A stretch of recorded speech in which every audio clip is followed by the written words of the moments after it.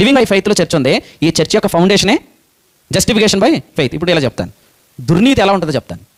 నువ్వు యేసు ప్రభువుని నమ్మితే నువ్వు ఇంకెప్పటికీ నీతిమంతుడివే అనేది మనం దేనికి ఉపయోగించుకోవాలా? విశ్వాస మూలంగా జీవించడానికి ఉపయోగించుకోవాలా. అలా కాకుండా తప్పు చేసిన ప్రతిసారి నేను తప్పు చేసినా నేను పాపిని కాదు, నేను దేవుని నీతిని అంటే దుర్నీతి అది. దీనివల్ల ఏం జరుగుతుంది?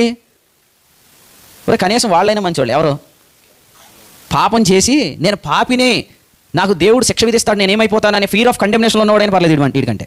ఎందుకంటే వీడియో అన్నాడు తప్పు చేసిన ప్రతిసారి నేను నీతిమంతుడిని, తప్పు చేసినా కూడా నేను దేవుని ఎదుట నీతిమంతుడు. అసలు దేవుని ఎదుట నీతిమంతుడిని అనే దాన్ని యూజ్ చేసుకోవడానికి ఇచ్చిన పునాది అది. ఎందుకు ఇచ్చాడు ఈ పునాది? చర్చగా ఇప్పుడు ఎవడైనా పునాది వేసేసి దాని మీద ఏం కట్టట్లేదంటే దేవుడు దాన్ని ఏమంటున్నాడంటే దాన్ని అగ్నితో కాల్చండి అంటున్నాడు. ఎందుకంటే ఈ పునాది వేసి ఏమి కట్టట్లేదంటే ఈ పునాది ఎందుకు వేశాడో దానికి అర్థం లేకుండా చేస్తున్నాడు. ఇంకా బాగా అర్థమవుతుందని చెప్తాను. ఇప్పుడు మ్యారేజ్ అనేది ఎందుకు? వాస్తవంగా ఇప్పుడు యోధా కుమారుడైన మొదటి వాడి పేరు చెప్పండి, ఏరుకు భార్యని ఇచ్చి పెళ్లి చేసింది ఎందుకు?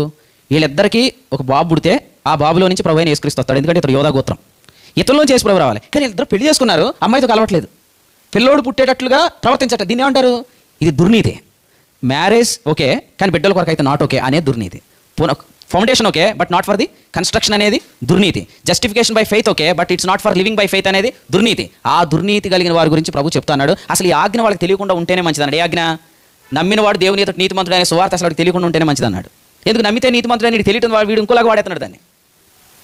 నమ్మితే నీతిమంతుడు అని తెలిసిన తర్వాత ఒక వ్యక్తి కంటిన్యూస్గా పాపం చేస్తూనే ఉన్నాడంటే ఆ వ్యక్తి దాన్ని చర్చ్ ఫౌండేషన్ అని అర్థం చేసుకోవాలి. అందుకని మీరు చూడండి, కృపా సువార్త పేరిట బైబిల్ కాలేజెస్ ఉంటున్నాయి కానీ కృపా సువార్త పేరిట చర్చెస్ ఉండట్లా.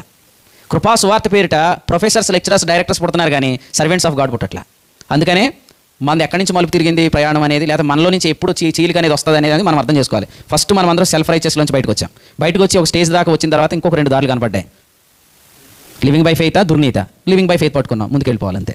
ఇక దుర్నీతి గల వారితో ఏమి సాంగత్యం అంటాడు కొరింథీ 2:10.